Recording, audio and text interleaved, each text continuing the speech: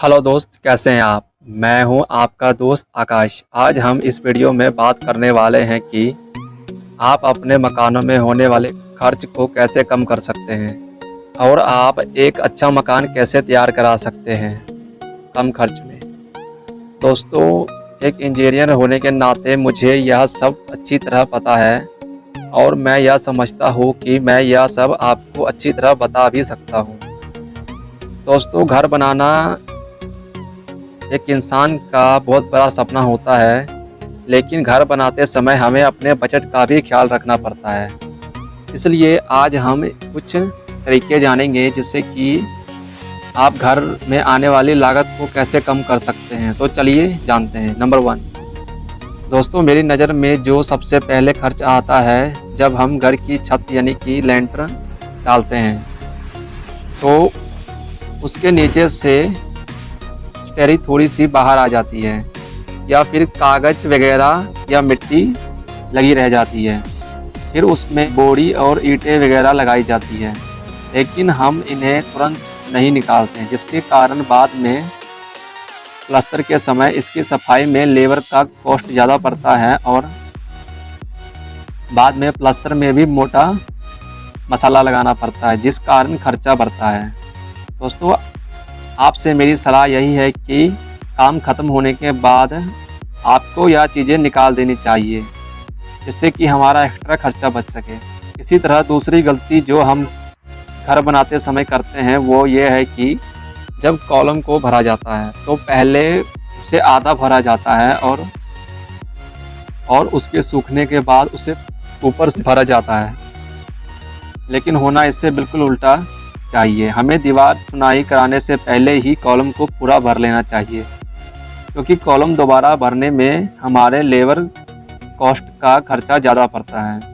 अगर हम एक बार में ही यह काम करा ले तो हमारा दोबारा खर्चा नहीं पड़ेगा और हमारे पैसों की बचत होगी। नंबर 3 पर जो खर्चा आता है वह एक तरह का गलती हो सकता है। जैसे कि हम जानते हैं कि घर बनाते समय हमारे घर में प्लम्बर का काम होता है। प्लम्बर का काम होने की वजह से सारे घर में पाइपलाइन बिछ जाती है।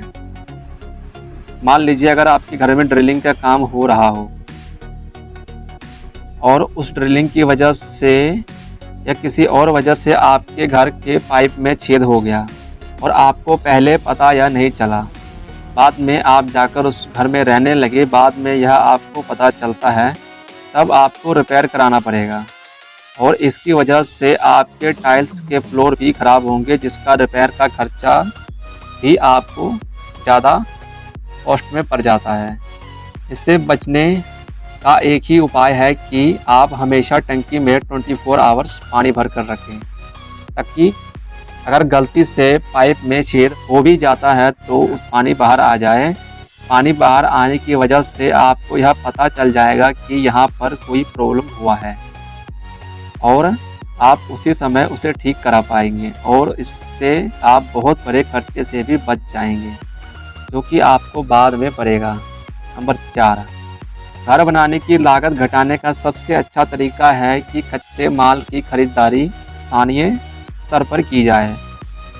फिर चाहे हो या ईंट, दरवाजे, पल्ले या खिड़कियाँ, सभी चीज़ें बल्क में खरीदी जानी चाहिए, जिससे कि कॉस्ट में बचत होती है। लेकिन यह सब रखने के लिए आपके पास पुख्ता इंतजाम होना चाहिए। दोस्तों, सीमेंट के मामले में यह सलाह मैं आपको नहीं दूंगा, क्योंकि सीमेंट जो है थोड़ी सी भी नमी होने पर कुछ समय के बाद जम जाता है। इसलिए सीमेंट आपको किस्तों में ही खरीदनी चाहिए, जितनी आपको ज़रूरत है, ज़रूरत के हिसाब से। लेकिन बाकी चीज़ें आप बल्क में खरीद सकते हैं, इससे आपका काफ़ी खर्चा बच जाएगा। नंबर 5, लोड बेरिंग स्ट्रक्चर बनवाएं, जिसमें लोहा अपेक्षित कम मात्रा में लगेगा। दोस्तों, आपके मन में यह सवाल उठ रहा होगा कि लोड बेरिंग स्ट्रक्चर क्या है।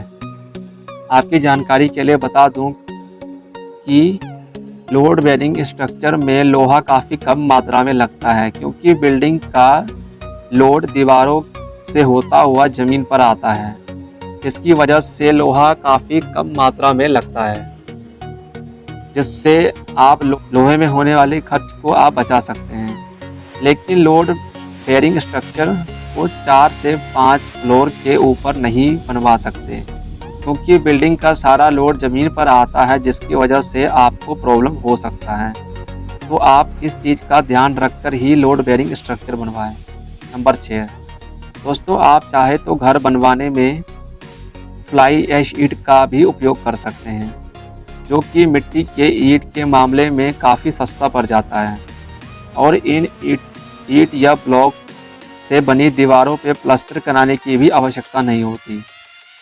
आप डायरेक्ट पट्टी लगवा कर पेंट करवा सकते हैं। इससे प्लास्टर और लेबर दोनों का खर्चा बच जाता है।